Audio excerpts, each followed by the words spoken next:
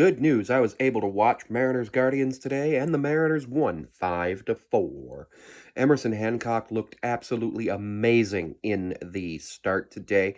He only had one strikeout, got a lot of ground ball and fly ball outs. He did hit two batters, though the one batter that he hit, it wasn't really a hit by pitch. The umpires apparently forgot the rule that a strike overrides a hit by pitch. The batter was swinging through and just got hit on the hands. They ended up having the force out at first base. Cleveland challenged, and the force out at first was overruled into a hit by pitch. Hancock gave up 5 runs over 5 and a third. Wait a minute, what? Hancock did give up Hancock gave up 4 runs today over 5 and a third innings. No! 2 runs over 5 and a third innings for a 5.6 ERA. McKenzie gave up 4 runs in that second inning for the Mariners. I actually had to run to the bathroom right in the middle of the second inning, and I came back and heard the Dylan Moore home run. And I was like, okay. Dominic Canzone home run, which was amazing. Dylan Moore got thrown out after the hit by pitch incident. The absolute last person I would ever expect to be thrown out of a ball game. Julio had some good plate appearances, got a hit, got a walk. Polanco did well. Haniger did well. Garver walked a couple times. Cal Raleigh worked some walks.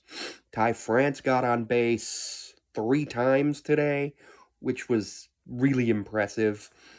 Arias got a RBI on a walk, which is amazing. I always love to see that. Brings his OPS up to 200, but he still has a 0 batting average on the season. So he got his first RBI before his first hit, which is, of course, possible and, happens sometimes. Would have been funnier if he were like a random guy making his Major League Baseball debut. Cleveland had some pretty decent stuff. Julio in the inning where the home run was given up was the Tyler Friedman home run in the top of the 6th, where he flew out and jumped up to try to make the catch. He almost made the catch, and I think the ball went over the wall because it went into Julio's glove. I think if he had just done nothing, it would have bounced off the wall and either back into the field of play for a double or off the wall and then over, which probably would have been ruled an automatic double. I don't know how that would have been ruled with this umpiring crew, but it was interesting to see how that happened. So actually, yeah, Emerson gave up 3 runs, 4 runs, 3 runs, and then the 4th run was off of Sacedo on another home run. Home runs, you take them, you leave them. If you get a lot of home runs, you're happy, but you're always going to want to try to prevent home runs. The 3 true outcomes: walk, strikeouts, home runs. You want more strikeouts, and then when you're on offense, you want more home runs and more walks. The offense looked a lot better today. 5 runs is really good. This is the 6th consecutive game against Cleveland that's been decided by a single run, which is absolutely amazing. 2 more games coming up.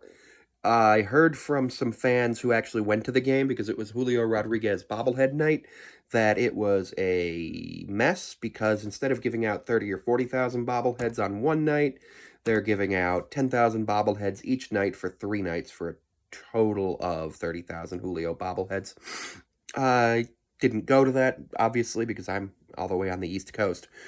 But if I had been able to go to games this year, I would have wanted to go to this game for a Julio bobblehead. But I know I wouldn't be able to get one because they're only giving out 10,000 a day. And if I went to Seattle, I wouldn't be trying to just stand in line at T-Mobile Park for 8 hours. One thing I'm not excited about right now is the low average that JP has. I think maybe just need his OPS is only 453. That's really low. That's really low for a leadoff man. I'd like his OPS to be at least in the 600-700s because, slugging's, he's never been known to slug, but I'd like him to have an on-base percentage of at least 4. His average is 1. 105. 105. I don't like that. I'd say keep him there for the rest of the week, but if the sample size is big enough and we need to move things around, I would not mind moving him down to third or fourth. I wouldn't put Ty France in the leadoff spot, even though Ty France got on base the most out of anybody today, getting on base three times today. But he also he didn't strike out today. Mariners only struck out 9 times, so that means they've gotten a total of 54 strikeouts through 5 games, which actually brings their average down to 9. So any less than 9 strikeouts tomorrow will bring their average down. Tomorrow is same game. I honestly actually had thought that this would be the game in the series that we would lose because Hancock is not a strikeout pitcher. He's a pitch-to-contact pitcher, and pitch-to-contact pitchers can just have so many things go wrong. Our fielding was great. Nothing went wrong with fielding, but if you could imagine what could have gone wrong. I don't know what his FIP is right now. I'll check it out later in the morning because I don't think it's been calculated yet anyway. It's one of those things where you got to worry about how your pitcher's going to do if they can't get the strikeout. And he got 1 strikeout. He got a first plate appearance strikeout, and I thought he might get a couple more throughout. He didn't, but gave 5 1/3 innings. Scott only wanted 5. That extra out was big because it helped, which is cool. So we'll be back tomorrow, 9:40. And then on Wednesday, it is actually a day game, 4:40 p.m., so that'll be interesting as I will end up being probably unable to watch due to being in class. So I'll probably be unable to watch anything on Wednesday. I'll just watch it on the overnight or something because class is more important than baseball.